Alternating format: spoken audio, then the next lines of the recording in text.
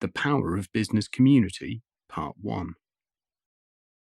Well, we have a real treat on MicroBizMatters Day because I have somebody that I've grown to admire, who's actually had a fantastic year like I have. Is one of the people that feels a bit guilty like me in the fact that we both feel as though we've had a happy year, despite a lot of the heartbreak of some of our fellow business owners.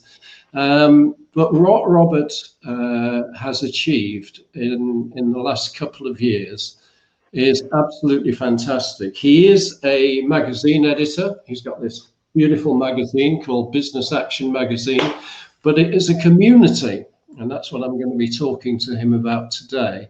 It is actually a community of business owners.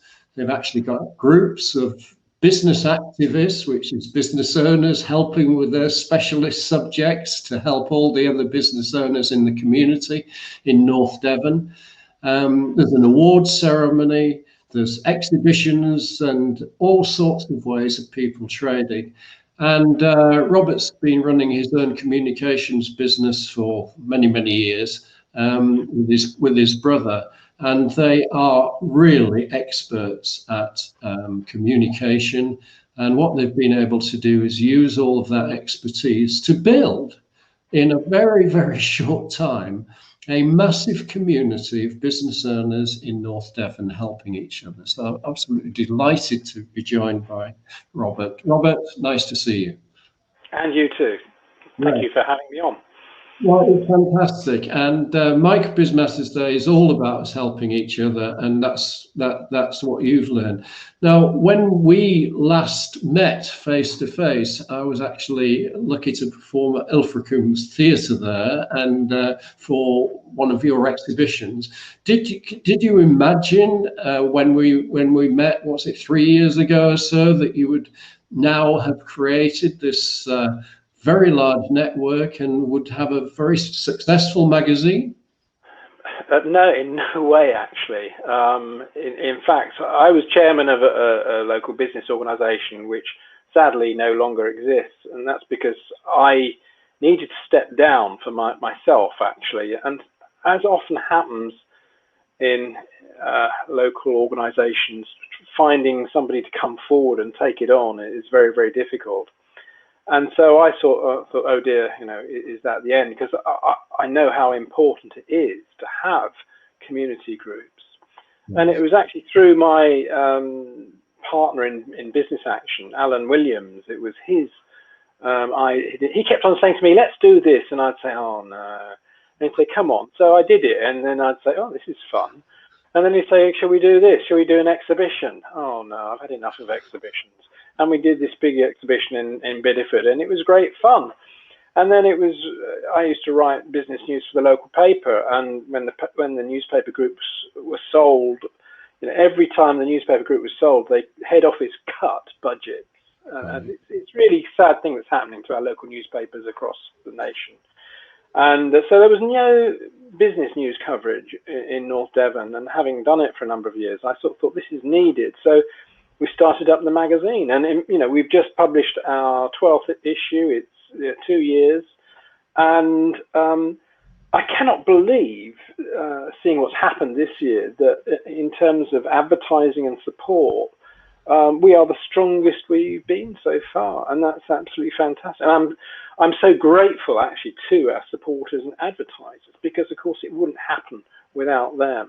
So it is, yeah, it has been phenomenal, and especially when you look at what's happened this year, when back in March everything stopped, and you just think, well, what's going to survive? Yeah. Are we going to survive? Are other businesses going to survive? And I am truly amazed that we are in the position we're in now. So I'm very grateful as well. Fabulous.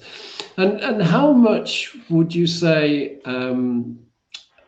experience in terms of being a business owner yourself and working with other business owners has developed what I would say is a kind of like really remarkable trust that actually shines through all the articles you you're right. I know with the financial controller, your dog, you actually deliver a lot of the magazines yourself personally, don't you? And you like popping into businesses and talking to them, and they eventually agree to have an article written about them and various things. And but how much do you think your experience of being in business for so long has contributed to the, I would say, the speed of which the relationships have been created with the business owner community? Well, this is quite interesting because I actually started out in telephone sales and then in a number of corporate communication roles in British Airways. And when you're working in the big corporate world, you have all this status thing and all that sort of thing. And also in terms of career progression, you have, I think I saw in the corporate world, you had these leaders and they all had their disciples. And every time there was a reorganization, the disciples follow the leader so that they get a job in a new department. And I was useless at that. I'm useless at office politics, actually, because I'd go along and joke. I mean, I saw the whole corporate culture thing as a joke. In my last job on Dress Down Fridays, when we were told, you can wear, they said, you can wear your own clothes. And I sort of think, well, I'm wearing my own clothes. So I wore in a dark grey suit and a black tie. And people said, why are you dressed like that? And I said, I'm in mourning for my career. And I knew that my corporate future was, it was going to be very short. And so I left. And so, yes, having had that sort of experience and knowing how businesses work and running my own business for many years, the trust thing is actually incredibly important. And again, when I look at, I started out working for big organizations and you have all the status and everything. And here I am, it is actually, is it 30 something years later, actually producing a magazine, actually walking around the streets, actually putting it through business letterboxes, going into businesses, leaving it with reception. And you sort of think, well, actually, am I going backwards? Am I regressing? But the remarkable thing about it is actually it gives us such a communications link with the community. We talk to so many people. And so we really do have our ears to the ground and know what's going on. And as you say, you develop these links, these relationships. And in the present issue, I went into a pet shop and just started talking to them, a pet shop in a village. And they are very traditional. They have no website. They don't do anything online, but they have tremendous support from the community. And in fact, in the lockdowns and everything, people were phoning up and saying, "Thank God you're here. Thank God our local shop is here." And so, I think it's very, very talking to people. And while it's great that we can talk here with the communications that we have, but I have found this year the most valuable thing, and I've come to realize the most valuable thing is actually meeting other people face to face. It beats everything every time. And that's one of my concerns about the present go digital gold rush, is that you can I think businesses are in danger of throwing a lot of that personal contact and relationship away. And I think people should be very careful when, the digital tools are fantastic, but you've got to use them in the right way, I think.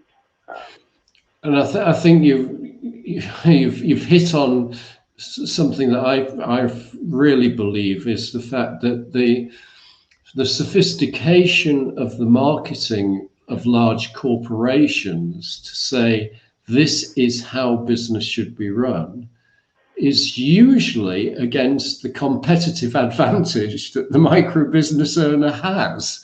So, for example, a lot of the productivity tools and a lot of the communication platforms and social media things that are going to do everything by text and automation and various things, negate what the micro business owner is creating, which is a higher level of trust, isn't it? You know, it's something where a customer will come to them and say, I'm not sure if you do this, but or you know anybody who could help me get one of these or whatever. Well, you don't do that with an automated corporate system, do you? No, and the thing with a lot of online shopping now, you know, with drop shipping and all these systems, is you can order something online. The seller can take your money and then tell you that it's out of stock and not available. Yes. And you know, that is so common now. And to me, that's no trust. If you say you've got something in stock, that means that you physically have access to that, not that, oh, we're going to put in an order and hope it comes. And I think through the magazine especially, but also with what's happened this year, the amount and my focus on buying local from small business is absolutely tremendous. And I do now, as a matter of course, go into shops and say, can you get this, or can you recommend? And I think this is another thing. It's people talk about convenience. Is convenience receiving your goods the next day? That's not everything. Yes. Because probably, I don't know, 95% of the things we order, we probably don't need the next day. There's very few things we need immediately, but this is something we've become used to. Yep. And, you know, it has all the environmental implications. Up in North Devon, most deliveries come up the A361 link road from Exeter. Right.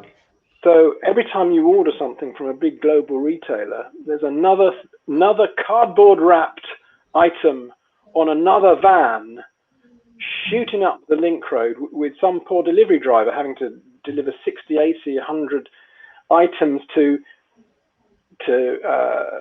sort of houses stuck down little lanes where you go down, and you know there's a tractor there. I feel sorry for the delivery drivers actually, because you know they have to work within minute slots, and it must be very difficult delivering down there. So you have all those, and you think, well, why? Actually, if you can, I'm lucky enough to be able to walk down to my shops, high street, 10 minutes away, and I can walk into a lot of shops and ask them, and many of them will happily order something or try to get hold of something. And I much prefer doing it. And it's a much more enjoyable purchasing experience as well.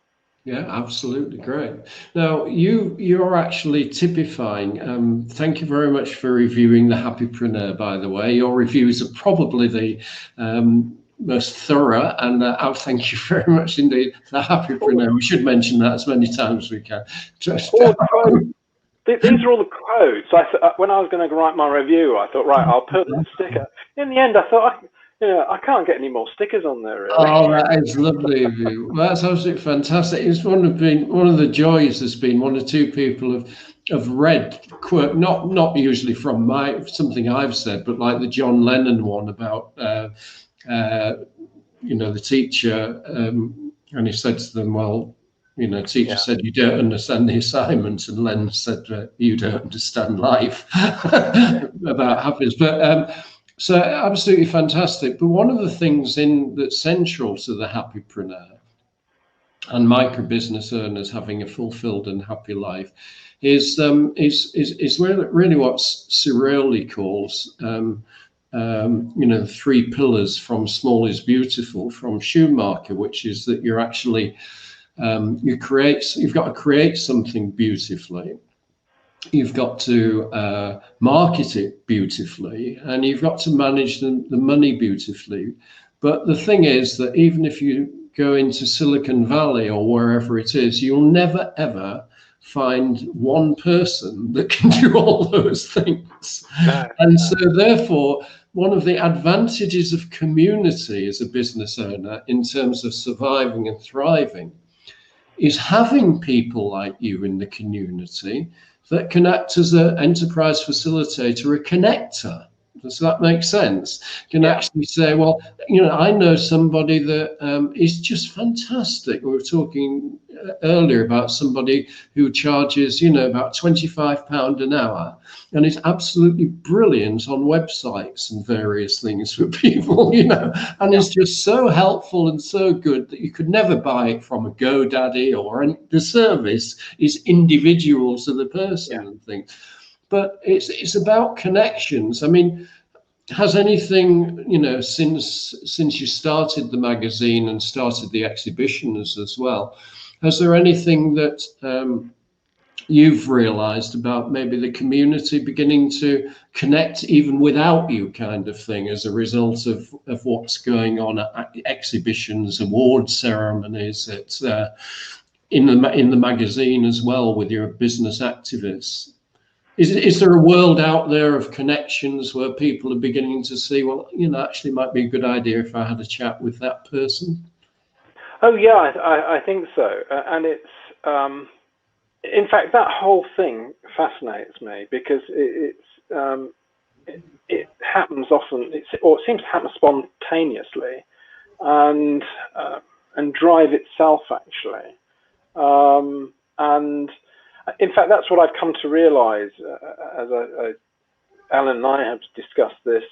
And I think that is where our value is actually hopefully fueling that. So that I'm just trying to think of somebody I went into, and I was talking about the magazine, and they were saying, "Oh yes, I do read it, and I've got a number of suppliers out of there." Oh, wow. And, so it's great to see that it's actually working. It is generating contacts, and it's like in the awards. We one of the things that we were really quite strict about was that we wanted a separation of sponsors and judges and entrants. We wanted complete transparency, because so many awards are, fixed. I think really is the word. Absolutely, fixed is the word. Rigged, would Trump would say. and we so we selected people who actually run or manage businesses. We wanted, we didn't want people because they were celebrities, because they were the head of some committee or, some organization. We wanted people who actually know the highs and the lows of running a business. Yeah. And what was great about that day was we had 7 judges, most of whom didn't know each other before the day. And it was great to see how they were sort of getting on and mixing and everything. And I just think that's so important. It's quite good to get, almost random people and put them together, because you never know what's going to come out of that. And I think sometimes in life, perhaps that's one of the things is people do tend to stick to their known groups, the people they know. But actually, mixing it up and meeting new people is actually very, very important, because you never really know what's going to come out of it. And that's where you'll find research as well shows that that's where opportunity comes, because it doesn't usually come from the massive discovery of a new innovative product. It usually comes from meeting somebody that you fancy working with in the future, and you actually develop a new income stream or something like that. Friday the 8th of January 2021.